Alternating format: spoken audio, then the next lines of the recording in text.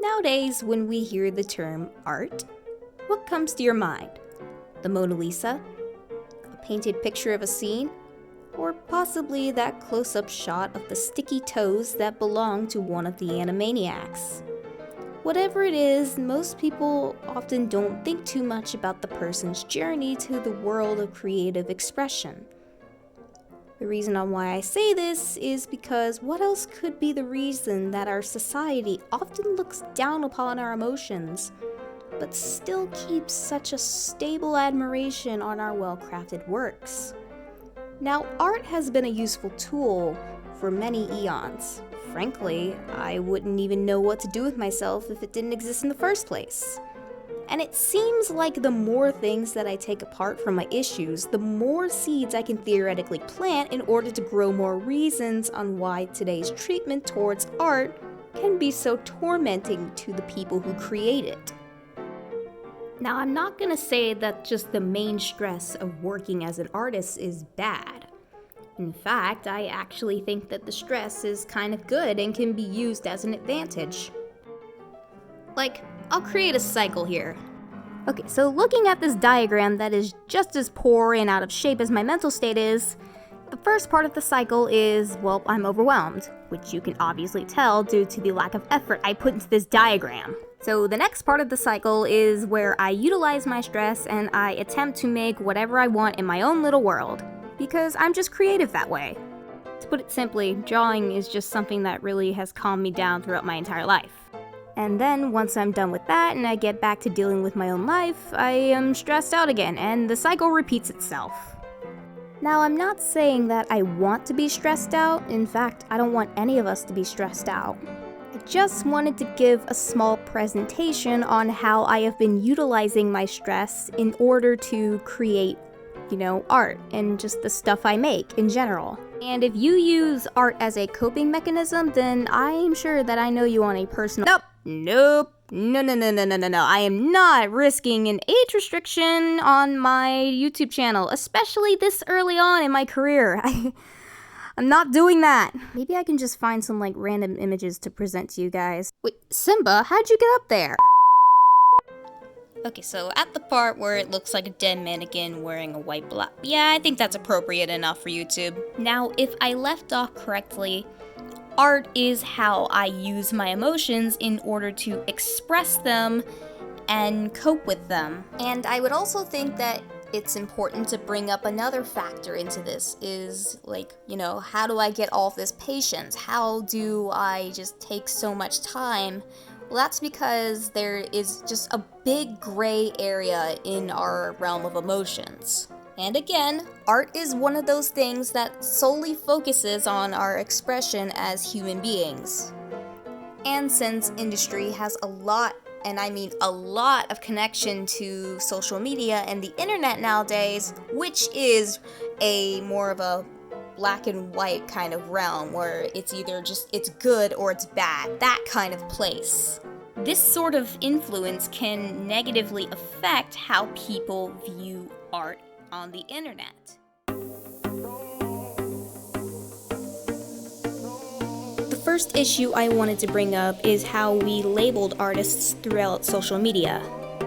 Are they good? Are they professional? Are they bad? Are they just a beginner? Is this actually a good drawing? All that kind of stuff. Now, I think it's best to first point out the facts before we get into all of the opinion-related stuff. Now, I may not be 100% accurate, but I'm definitely sure that I have gathered up enough experience from my journey in art that I can point out some things that separate amateurs and professionals. Now, an amateur artist has probably just as much potential as a professional artist. They have just as much talent as them. If you started building castles with your building blocks or just drawing little doodles on papers ever since you were a kid and you just started creating things because you wanted to, then that's talent right there. It sounds weird, yes, but the truth can be weird sometimes. Don't get me wrong, I've heard a lot of weird facts, like how 3% of the ice in Antarctica is penguin urine. But back to my point. So when I say talent, I mean the ability to create things. And what do both the amateur and professional have in common? Right, the ability to create things from their own imagination. Now, what separates them is the amount of development they have in their skills, in that talent. In this case, the professional will have a lot more knowledge and experience with using, value, understanding proportions, their patience, all those sorts of things. When the amateur, on the other hand, does not have that much development in those sorts of skills. So it is illogical to say that you are less or more talented than this individual. Instead, they are more skilled and they have more knowledge in this sort of ability. So now I'm gonna move on to the next part of this. Am I saying, why don't we just hire all of the amateur artists to work in the animation studios without the knowledge and skills that they need in order to actually become professional and qualify for the job? No, obviously not. The desire of an artist is to bring whatever they have in their imagination onto a canvas or to life, pretty much. Now, this is where the whole categorization thing comes in. Let's say that you are very, very, very skilled at art and you have the patience to create something, and then you decided to post it somewhere like Instagram, Twitter, or something like that. And you only get, let's just say about 6 likes. I will tell you right now that is based on a true story about this bunny I drew. Yeah, I drew that. Fight me. Now, it definitely did do better on some other social media sites like Reddit. I think it's cute. I like bunnies. I wanted to express how much I love bunnies. And just, who doesn't like bunnies? Alright, you get it. I like bunnies. Now, one thing I can definitely assure to you is that I do not have the best of budgets when it comes to presentation. I'm literally doing all this stuff without any money. Maybe the art supplies for my graphite and everything, but mostly I just don't use money to present anything. And though I want to make money, it's probably best that I should focus more on just having fun in general. Because that's why I'm doing all of this in the first place. The thing on my channel literally says that I am just here to share my art and be myself.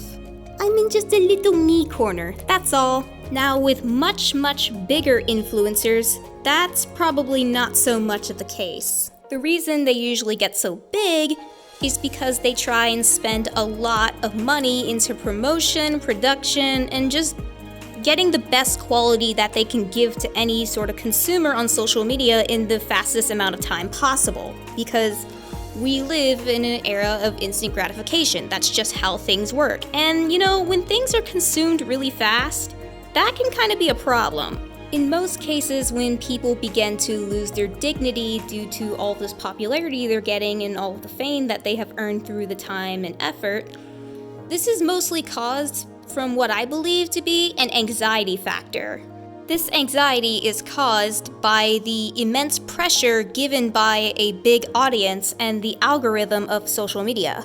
Alright, let's say that we're gonna be cooking a turkey, but except we're gonna add a deadline where you only have 60 minutes to cook and prep that turkey. Oh, and surely you only have 2/8 of the knowledge on how to cook a turkey. And no matter how sick the person gets, if that turkey gets done, it's done and you're gonna get paid double. You being the so-called famous chef that is told to cook that turkey, and that turkey being your content. Now, back then when you made meals, it would usually take up to 4 to 3 hours, which is in fact the actual time required to cook a turkey.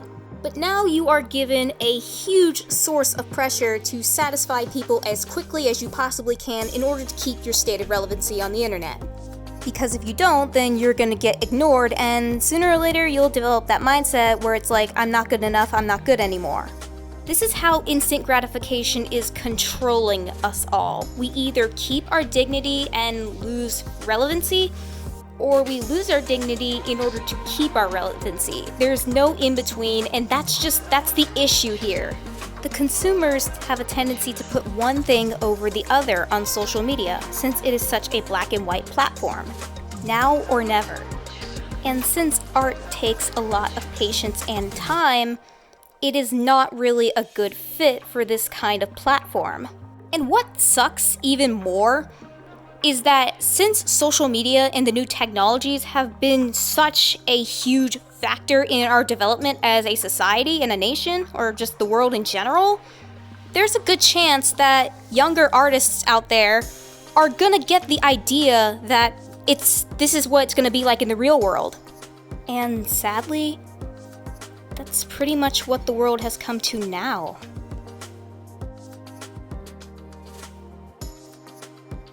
Okay, so first things first, I'm just gonna go ahead and address the elephant in the room here.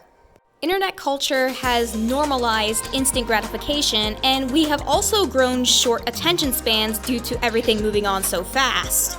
Our short attention spans caused by the instant gratification has pretty much taken away our ability to truly appreciate art, and that is a conflict for us artists. Because it takes more than just a millisecond to look at a picture and say, okay, I'm gonna give you kudos for this. The environment simply lacks the gray area required for appreciating art. I want everything to move at a much more slower pace than it is now, because slow and steady wins the race. I want us all to be much more patient with one another when we are online, because the more patient we are, the more willing we are to welcome that gray area of emotions that us artists have been carrying around for pretty much our entire lives into the culture of today.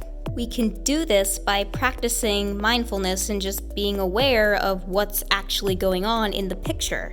And speaking of being aware, I have been aware that this has been going on for too long, so I'm gonna go ahead and say goodbye here. I will discuss more in the next chapter, but for now, why don't you go ahead and hit that subscribe button?